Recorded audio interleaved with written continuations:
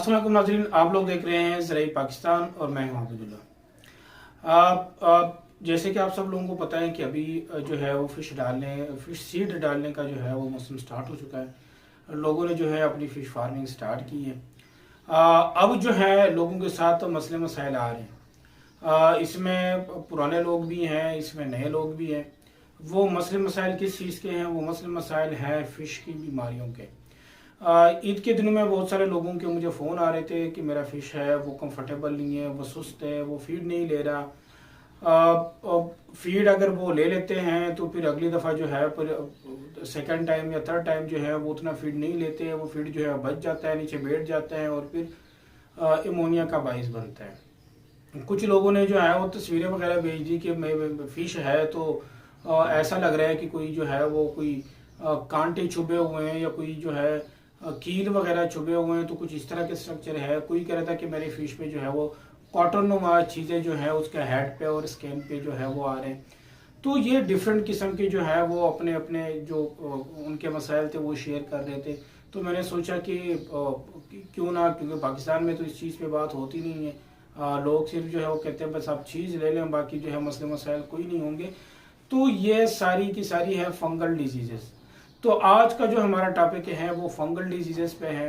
आज इस वीडियो में मैं आप लोगों को तीन जो मेन बीमारियां हैं फंगल डिजीजेस फिश में, जो कि बहुत कॉमन है, पूरी दुनिया में कॉमन है, उनके बारे में जो है आज इस वीडियो में बताऊंगा। बाकी जो फंगल डिजीजेस हैं उस पर भी इंशाल्लाह तफसील से जो है ये एक सीरीज़ होगा, जितनी भी फिश की बीमारियां हैं। तो आप लोगों ने ये वीडियो आखिर तक देखनी है, चाहे कोई नया बंदा है या कोई पुराना बंदा है, सबके साथ ये मसले हो रहे हैं। सो आपने ये वीडियो लास्ट तक लाजमी देखनी है। अभी मैं आप लोगों को लेके जाता हूँ स्क्रीन पे, जहाँ पे मैं आपको तस्वीरें भी और साथ में उनका कंटेंट, उनका इलाज, ये सारा कुछ जो है वो इसी वीडियो में बताऊंगा। अब आए मेरे साथ स्क्रीन पे। जी, तो जिस तरह आज मैंने आप लोगों को बताया था कि जो आज हमारा टॉपिक है वो है फिश फंगल डिजीज। तो फिश फंगल डिजीज के बारे में जो है मैं अब इंशाल्लाह आप लोगों को बताऊंगा, जो कि बहुत ही कॉमन है। हर फार्मर के साथ जो ये मसला हो रहा है। लेकिन ये है कि उनको ये नहीं पता कि अब इसको कंट्रोल किस तरह करना है और इसकी जो है वो इलाज किस तरह होना है। सो सबसे कॉमन जो फंगल डिजीजेज है वो कौन सी हैं और इसको हम किस तरह कंट्रोल कर सकते हैं। सबसे पहले ये कि ये जो फंगल डिजीजेज है ये है क्या। ये बेसिकली फंजाई से बनता है। Fungi are a group of organism called heterotrophs that required living और dead matter for growth and reproduction. ये जो फंगस है या जो फंजाई है, ये जरूरी नहीं है कि आप कहें कि मैंने तो तारपुलिन जो है वो काफी टाइम से रखा हुआ था और उसके अंदर जो है वो कैसे फिर अंदर जो है वो फंजाई घुस गई या उसके अंदर कैसे ये बीमारी आ सकती है। भाई इनको सिर्फ होस्ट चाहिए। ये जैसे ही इसको होस्ट मिलेगा तो भाई इसने जाके अपनी प्रोडक्शन जो है ना वो स्टार्ट करनी है। ये जो है ये तकरीबन हर जगह अवेलेबल है। फंगाई जो है वो चाहे साल्ट वाटर है, फ्रेश वाटर है, कोल है, वार्म है। इनका कुछ ज्यादा टेम्परेचर पे जो है वो दारोमदार नहीं है कि आप कहें कि गर्म पानी है, सर्द पानी है, तो इसमें नहीं होगा। बहुत सारे लोग जो है वो गर्म पानी से तारपुलिन धो देते हैं कि भाई जो है वो अगर कोई बीमारी, कोई वायरस कुछ है तो वो मर जाएगा। फंजाई नहीं मरेगी, फंजाई जो है वो रहेगी। Fungi are present everywhere in salt water, fresh water, cold and warm temperatures. तो ये तकरीबन हर जगह आपको फंजाई जो है वो मिलेगी। अब जो है ये जो है क्रिएट किस तरह होता है। however fungi can become a problem if fish are stressed by disease, by poor environment condition, receive poor nutrition or are injured। For example आपकी फिश जो है वो लॉन्ग डिस्टेंस से आई है, ट्रांसपोर्टेशन जो है और ड्यूरेशन उनका ज्यादा था, वो जो है वो स्ट्रेस में है, उनके लिए वाटर पैरामीटर जो है वो चेंज हुए हैं। तो ऐसे कंडीशन में या ड्यूरिंग ट्रांसपोर्टेशन जो है उनको इंजरी हुई है, या जो आप खुराक दे रहे हैं वो खुराक, वो उनकी जो न्यूट्रिशन वैल्यू है वो ठीक नहीं है, वो उनके मुताबिक नहीं है। तो ऐसे में फंजाई जो है वो ज्यादा स्ट्रेस क्रिएट करती हैं, डिजीज जो है ये क्रिएट होती है फिश में। अब जो हमारे पास जो सबसे पहले डिजीज है वो डिजीज जो है ये बेसिकली जो फिश है, जब आपकी फिश के जो गिल है, गिल आप जो है खोलते हैं, या जो आप इसकी बॉडी जो है जब इसको आप कट लगा देते हैं, या अगर आप इसकी मुंह जो है मुंह खोल देते हैं, तो उसमें इस तरह के वाइट किस्म के जो है ये दाने आपको नजर आएंगे। ये दाने जो हैं ये माइक्रोस्कोपिक दाने हैं, ये आपको वैसे भी नजर आ जाएंगे। इसमें अगर आप इसका जिस्म खोल देते हैं, काट देते हैं, तो ये वाइट वाइट किस्म के आपको दाने नजर आते हैं। ये वाइट किस्म के जो दाने हैं बनते हैं, ये बनते हैं फंजाई से, और ये फंगल डिजीज है। और ये बहुत कॉमन है कि जितने भी ये खासकर जब आपका पीएच ज्यादा डिस्टर्ब होता है, तब ये जो फंगल डिजीज है, ये फंगल डिजीज इसमें ज्यादा जो है ये फिश को इफेक्ट करते हैं। ये जो है इसको कहते हैं स्पेरोलोगनाइसिस कहते हैं। स्पेरोलोगनाइसिस जो बीमारी है, ये जब आपका पीएच जो है वो ज्यादा चेंज होता रहता है, फॉर एग्जांपल ज्यादा बारिशें हो रही हैं, या जो आपके आपके पास जो पानी आ रहा है वो कंटिमिनेटेड है, वो ठीक नहीं है, उनके पैरामीटर नहीं ठीक, नाइट्राइट नाइट्रेट और ये चीजें जो है वो ज्यादा डिस्टर्ब हो रहे हैं। तो इसी वजह से जो है ये स्पेरोलोगनाइसिस जो बीमारी है, ये जो फंगल डिजीज है, ये इंजरी करता है, और इस तरह के दाने जो है वो फिश के जिस्म पे आ जाते हैं। और इसकी वजह से जो आपकी फिश है, वो फिश की मोटिलिटी भी होती है और ग्रोथ भी नहीं होती। और सबसे जो पहला सिम्टम है वो ये होता है कि वो अनकंफर्टेबल होता है, उनकी मूवमेंट जो है वो स्लो हो जाती है। जब मूवमेंट स्लो हो जाती है तो आप समझे कि आपकी जो फिश पे जो है वो स्पेरोलोगनाइसिस जो है इन्होंने अटैक किया हुआ है। अब जो है इसके जो है वो एक और ये है कि आपकी जब आप फिश देखते हैं तो उस फिश पे कॉटन नुमा जो है वाइट वाइट किस्म के जो है वो कॉटन टाइप के जो है वो उसके दुम और गिल्स के आसपास जो है वो इस तरह के स्पॉट नजर आते हैं। आपको लगता है कि शायद कोई चीज चपक गई है इनके साथ, लेकिन वो बेसिकली कोई और चीज नहीं है, वो यही फंगल डिजीज है जिन्होंने इस पे इफेक्ट किया हुआ है। Sperocholitis is often first noticed by observing fluffy stuff of cotton like material। ये जब आपको ये बीमारी आप किस तरह आइडेंटिफाई कर सकते हैं, सबसे पहले आप देखेंगे कि आपकी फिश जो है उस पे व्हाइट कलर की कॉटन मटेरियल टाइप की चीज जो है ना, उसके शेड या ग्रे ब्राउन कलर का जो है वो स्क्रीन हो जाता है। ग्रे ब्राउन कलर का जो स्किन है ये आप अगर आप जी फर्स्ट वन जो है ये वाला एरिया अगर आप देख ले, तो ये ग्रे ब्राउन कलर का जो हुआ है, ये स्पॉट नजर आ रहे हैं आपको, ये इसी की वजह से हो रहे हैं। और ये जो आप व्हाइट कॉटन की तरह आप देख रहे हैं, ये सबसे पहले ये चीजें आप नोटिस करेंगे आपकी फिश के साथ इस तरह की चीजें होंगी। ये कॉटोनुमा, इसका मतलब ये है कि आपका जो फिश है वो स्पेरोकोलाइसिस जो डिजीज है उनका शिकार है। और ये इफेक्ट करता है, स्किन को भी करता है, फिन्स को भी करता है, गिल्स को भी करते हैं, और आई को भी। और इवन जो लोग स्टोर करते हैं इग्स, हमारे यहाँ तो कल्चर नहीं है जो इग्स हैं स्टोर करने का, लेकिन ये वहां पे भी इफेक्ट कर लेते हैं। ये इनकी जो है वो ब्रांचेस ट्री लाइक हाइफी बनाते हैं। ये हाइफी जो है वो कुछ लोग जो है अभी पिछले दिने किसी ने मुझे कुछ तस्वीरें भेजी थी, वो भी इंशाल्लाह वो एक और बीमारी है उसमें भी है, उसमें भी वो तस्वीरें मैं लगाऊंगा।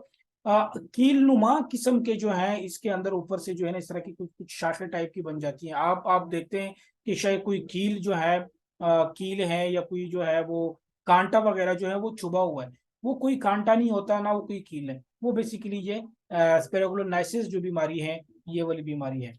अब इसकी मैनेजमेंट और कंट्रोल हम किस तरह कर सकते हैं? ये जो बीमारी है इसकी जो बेस्ट प्रिवेंशन है वो है गुड मैनेजमेंट प्रैक्टिसेस है। गुड मैनेजमेंट प्रैक्टिसेस का मतलब ये है, ये चीज आप लोग इसमें बार बार ये चीज देखेंगे कि गुड मैनेजमेंट गुड प्रैक्टिसेस, वो इसलिए कि आपकी जो वाटर पैरामीटर है वो मेंटेन होने चाहिए, आपकी जो चीजें हैं वो सैनिटाइज हो। ये नहीं है कि आप किसी और फार्म पे जो है आपके मीटर्स गए हैं, वहां से वो मीटर्स आप अपने फार्म पे भी यूज कर रहे हैं, एक चीज किसी और भी फार्म पे यूज हो रहे हैं वो आप अपने फार्म पे भी यूज कर रहे हैं, आपके मीटर्स जो है वो इधर उधर पड़े हुए हैं और वहीं से उठा लिया और फिर आपने टैंक में डाल दिया। इस तरह की चीजें जो है ये आपने नहीं करनी। गुड मैनेजमेंट का मतलब ये है कि जो चीज आपकी है वो आपकी है, वो आपने ना किसी और को देनी है ना गलत यूज करनी है, और उनकी जो है आपने केयर करनी है। Such as good water quality, circulation अच्छी होनी चाहिए, वाटर क्वालिटी अच्छी होनी चाहिए, और जो आपकी फिश की है कैपेसिटी या टैंक की या तालाब की है उतनी ही फिश आपने डाली हो। ओवर क्राउडिंग नहीं करनी है आपने। अगर 1000 की आपकी कैपेसिटी है और आपने 2000 डाल दिए तो फिर ये मसला हो सकता है।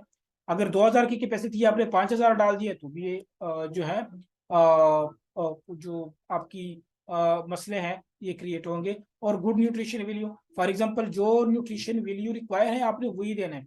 ये नहीं कि आपका भी वो 1 इंच का बच्चा है और आपने जो है वो 15 CP वाली प्रोटीन की जो फीड है वो आप दे रहे हैं, तो वो वाली फीड जो है इसमें कुछ ज्यादा काम नहीं करेगी। होगा ये कि उसकी जो इम्यून सिस्टम है वो इम्यून सिस्टम जो है वो कमजोर होगा। Once spirulina is identifies an aquatic system, sanitation should be evaluated and corrected.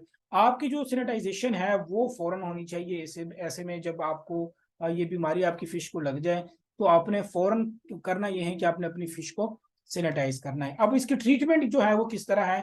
Treatment ये है कि common treatment include potassium permanganate, formalin है और पोयोडीन आयोडीन सॉल्यूशंस है। अब आपने करना ये है कि आपने एक टब लेना है, बड़ा सा टब लेके बाथ ट्रीटमेंट है बेसिकली इनकी। जो थोड़े बहुत पढ़े लिखे हैं उनको तो टैक्स की भी समझ आएगी। बाथ ट्रीटमेंट है सोडियम हाइड्रोक्साइड की है। सोडियम हाइड्रोक्साइड आपने 10 to 25 ग्राम पर लीटर जो है लेना है, और 10 से 20 मिनट तक आपने अपने फिश को अच्छी तरह इसमें बात करना है, इसमें नहलाना है, गुस्ल आपने देना है। या आप जो है वो पोटेशियम परमैंगनेट लेंगे। पोटेशियम परमैंगनेट जो है वो 1 ग्राम लेंगे 100 लीटर पे, और आपने 30 से 90 मिनट तक जो है इसमें आपने फिश को रखना है या गुस्ल देना है। या फिर उसके बाद जो है काफर सल्फेट है वो 5 से 10 ग्राम आपने लेना है 100 लीटर पानी में, और 10 से 30 मिनट तक आपने अपनी जो इफेक्टेड फिश है या सारी फिश जो है उसको अच्छी तरह जो है वो नहलाना है या गुस्ल देना है। उसके बाद जो है आपने टैंक में शिफ्ट करना है या आपने जो है तालाब में शिफ्ट करना है। आप जो है जो आप फिश जो है वो आप फिर दोबारा रख सकते हैं। लेकिन अगर आपका फिश टैंक है तो जब ये बीमारी हो जाए आपको तो उससे पहले आपने पोटेशियम परमैंगनेट से या जो है सोडियम हाइड्रोक्साइड है उनसे, या जो लाइमस्टोन है उनसे जो है आपने अपना टैंक तारपुलिन जो है वो अच्छी तरह धोना है। तरह धोने का मतलब ये है कि ठीक ठाक आपने धोना है, और फिर 2 दिन आपने वेट करना है। 2 दिन नहीं तो कम से कम 1 दिन आप वेट करें कि वो सूख जाए तो उसके बाद जो है फिर आप इसमें फौरन जो है फिश आप ट्रांसफर करें। आप फौरन भी कर सकते हैं अगर आपके पास जगह कम है, कैपेसिटी कम है, आपके पास और ऑप्शन नहीं है तो आप फौरन भी डाल सकते हैं, कोई इशू नहीं है। जो दूसरी हमारे पास बीमारी है इसको हम कहते हैं ब्रेंकी माइकोसिस।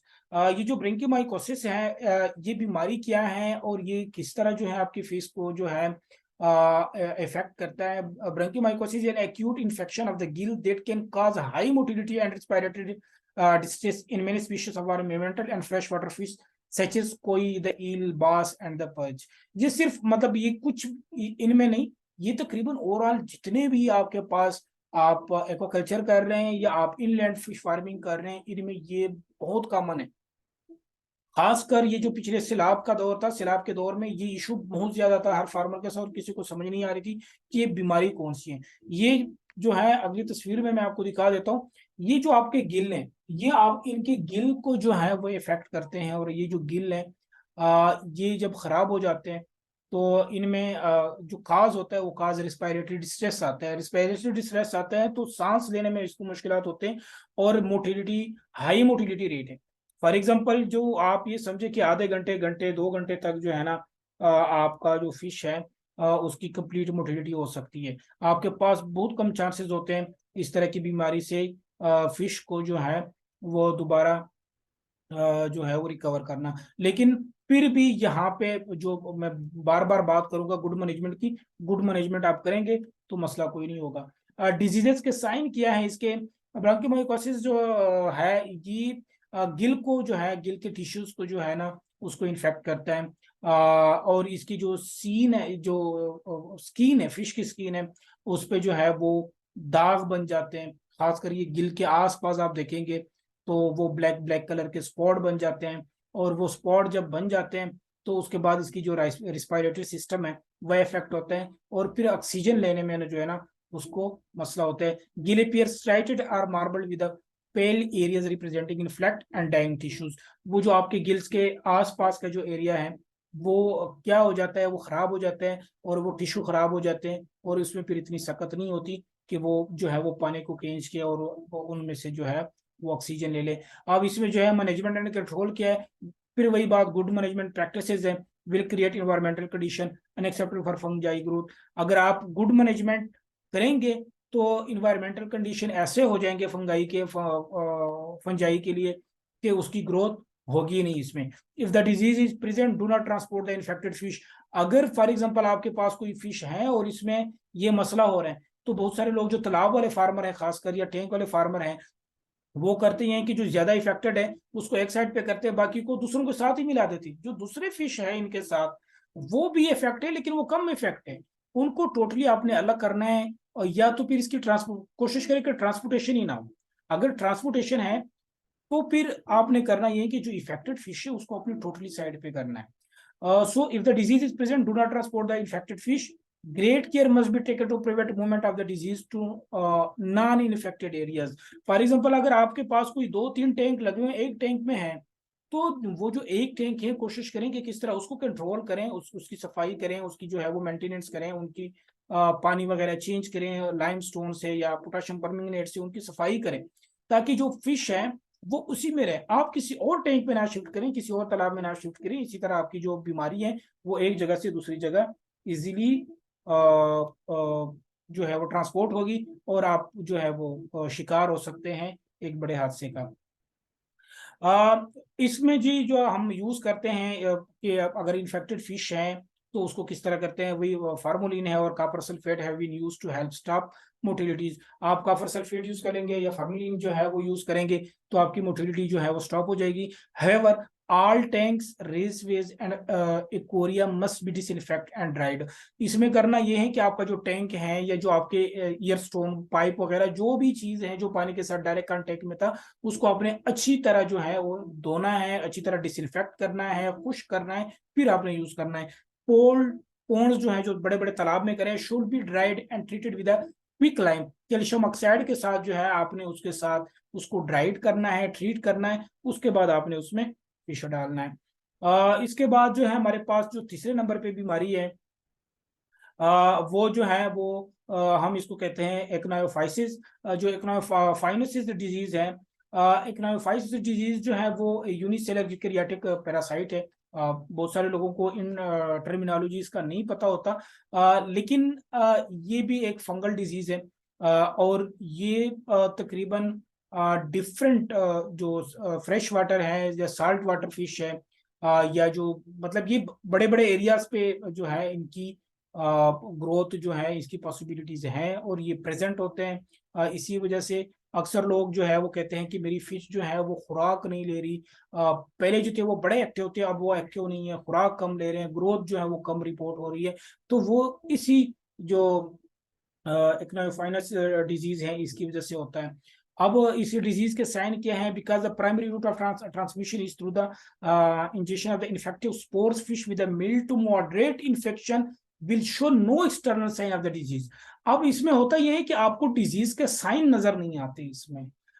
इसकी कोई वाजे कोई अलामत नहीं होते कि आप कहें कि कोई बड़े बड़े मतलब जिस तरह बाकी ऊपर के आपने स्पोर्स देखे उस पर ब्लैक ब्लैक स्पॉट देखे या वाइट वाइट के आपने जो है उस पे पार्टिकल देखे, इनकी कोई वाजे निशानात नहीं होते कि आप इसको फौरन आइडेंटिफाई करें कि ये डिजीज कौन सी है या इनके साथ कोई मसला है या नहीं। इन सिवियर केस द स्किन में है वह sand paper texture, sand paper texture होगा इस पे, आगे आपको तस्वीर में मैं दिखाऊंगा। उसी की वजह से आप इसको, अगर सीवियर केस का मतलब ये कि बिल्कुल फिश इस हद तक आई है कि उसकी मूवमेंट भी रुक गई है और वो खुराक भी नहीं ले रहे, वो बिल्कुल ना ये पता चलता है कि भाई डेड डे के जिंदा है, तब जाके ये वाला जो सैंड पेपर टेक्सचर है ये आप जो है इस पे दे सकते हैं, और इसकी जो स्किन और मसल के टिश्यूज हैं ये इनको डैमेज करते हैं। सम फिश में show curvature of the spine internally, the organ may swollen with a white to gray white source। इसमें होता ये है कि आपका जो फिश की जो बिल्कुल जो स्पाइन है जो पीछे बैक साइड है वो रैप्चर हो जाता है, वो खराब हो जाता है। आप उसको देखते हैं जिस तरह आप किसी फ्रूट को या किसी चीज को ज्यादा देर तक आप पानी में रख दें और उसका जो स्किन है वो रैप्चर हो जाए, वो पट जाए, वो इस तरह की इसकी स्किन जो है वो फिर पड़ जाता है, क्योंकि इसकी न्यूट्रिशन वैल्यू जो है, फीड वो ले नहीं रहा, प्रोटीन इनके पास है ही नहीं, वाटर जो है वो खराब हो चुका है, सारा पानी इनका खराब हो चुका है, इसकी वजह से वो रेजिस्टेंस शो नहीं कर सकता, तो वो उनकी जो स्किन है, वो स्किन और उनके मसल जो है वो पटने स्टार्ट हो जाते हैं। अब आप इसमें ये आप अगर आप लोग देख लें, जो ये एरिया होता है फिश का, ये एरिया, ये सबसे पहले जो है इस पे ये डैमेज हो जाते हैं इसका। यहाँ पे आपको जो है ना नजर आएगा कि स्किन जो है वो स्किन टूट रहा है, और अंदर की जो स्किन है उसमें ये इस तरह की जो है वो आपको ब्लैक ब्लैक स्पॉट नजर आएंगे। इसके अंदर जो है ये लाइनें नजर आएंगी। इसको हम कहते हैं जो है वो जो टेक्स्ट पेपर है, सैंड पेपर टेक्सचर है, वो इस तरह के हैं, जिस तरह की आप किसी चीज पे ऊपर से कोई चीज डाल दे, नमक डाल दे या कुछ भी आप इसको कह दे भला। बहरहाल ये है कि इसका जो सबसे जब ये फिश टैंक में होता है या तालाब में होता है, तो इसकी आइडेंटिफिकेशन ये है कि जो ऊपर जो ये स्पाइन है इनका, ये स्पाइन जो है ये रेप्चर हो जाता है। ये सीवियर केस में, अगर केस इंतहाई सीवियर है, तो ये जगह इनकी रेप्चर हो जाती है, खराब हो जाती है। उसके बाद फिर आप आइडेंटिफाई कर सकते हैं कि मेरे साथ तो जो एक्नोफाइनेसिस डिजीज है वो है। नहीं तो जब आप इस फिश आप काटेंगे, तो आप देखेंगे कि जो गोश्त है वो गोश्त पे जो है ना ये सैंड पेपर टेक्सचर जो है ये बना होता है। इसका मतलब ये है कि आपकी फिश को जो है ना वो फंगल डिजीज है। अब इसकी जो है वो मैनेजमेंट और कंट्रोल किस तरह है? There is no care for fish with अनोफाइसिस हॉफरी, they will kill the infection for life. अब इसमें जब आप इस चीज का शिकार हो जाता है, तो इसकी जो ट्रीटमेंट है वो बड़ी मुश्किल है। और ये फिर जो है ये जब तक ये फिश है, इनकी गोश्त पे जो है ये टेक्सचर होगा। इसकी प्रिवेंशन ये है कि आप इसको बस कंट्रोल करें। जब आपके पास फिश आए उसको सैनिटाइज करें, आपका टैंक है उसको सैनिटाइज करें, तब ये पॉसिबल है। जब ये एक दफा फिश इसका शिकार हो जाए, तो ये लाइफ टाइम के लिए ये इन्फेक्टेड होगा। To avoid the introduction of infective spore, never feed raw fish और fish product to culture fish. कोशिश करें कि कोई ऐसी फिश जो खराब हो, या कोई ऐसी फिश जो रिजेक्टेड हो, या कोई ऐसी फिश जो किसी बीमारी की वजह से जो है उनकी मोर्टेलिटी हुई हो। बहुत सारे लोग जो है अगर कहीं पे फिश की मोर्टेलिटी हो जाती है, करते ये हैं कि उसको जाके मशीन से प्रोसेस करते हैं। मशीन से क्या प्रोसेस करते हैं, उनका जो है वो छोटे कर देते हैं, छोटे छोटे जो है वो पीसेस कर लेते हैं या पाउडर बना लेते हैं, फिश मिल बना लेते हैं। वो फिश मिल जब आप इनको खिलाते हैं, तो वो फिश मिल की वजह से जो है ना आपकी फिश के अंदर वो बीमारी दोबारा आ जाती है। तो कोशिश करें कि इन्फेक्टिव जो फिश है या रा फिश है या फिश प्रोडक्ट है, वो आप फिश को ना खिलाएं। Complete disinfection of tank, raceway, aquaria is encourage. वही चीजें कि आप टैंक को डिसइंफेक्ट करें, जो शॉपर वगैरह में आना है, या वहां पे जो भी चीजें टैंक के साथ डायरेक्ट वाटर कांटेक्ट में है, उनको आप जो है वो अच्छी तरह उसको डिसइंफेक्ट करें। Pond with dirt of gravel bottoms need month of drying to totally eliminate the fungus. अगर फॉर एग्जांपल आपके पास जो है वो तालाब है, और आपको आपके पास ये बीमारी है, तो आपने तकरीबन मंथ्स के हिसाब से 5-6 मंथ जो है आपने अपना जो पौंड है उसको खुश्क रखना है। खुश्क रखेंगे तो फिर ये जो फंगस है ये इलिमिनेट होगा। नहीं तो ये लाइफ टाइम के लिए फिर ये बीमारी बार बार आएगी, और बार बार जो है आप इस हादसे का शिकार होंगे। तो ये था आज का टोटल जो है जो लेक्चर था, कि जो फंगल डिजीजेज हैं, ये मैंने 3 डिजीजेज बताई हैं। और भी डिजीजेज हैं, उन पे भी इंशाल्लाह बारी बारी जो है इंशाल्लाह इस तरह तफसील से और डिटेल से जो है उन पे भी बात होंगी। उनको उनकी जो है किस तरह केयर करना है, किस तरह आपने इसको मैनेज करना है, किस तरह जो है आप अपने फिश को इन डिजीजेज से बचा सकते हैं। इंशाल्लाह इस पे ये जितने भी अभी डिजीज है, जिस तरह के बाकी पैरासाइटिकल भी है, कुछ वायरल भी है, उन पे भी हम इंशाल्लाह जो है वो डिटेल से बात करेंगे। लेकिन आज के लिए जो है इतना ही। अब दे मुझे इजाज़त। अल्लाह हाफिज़।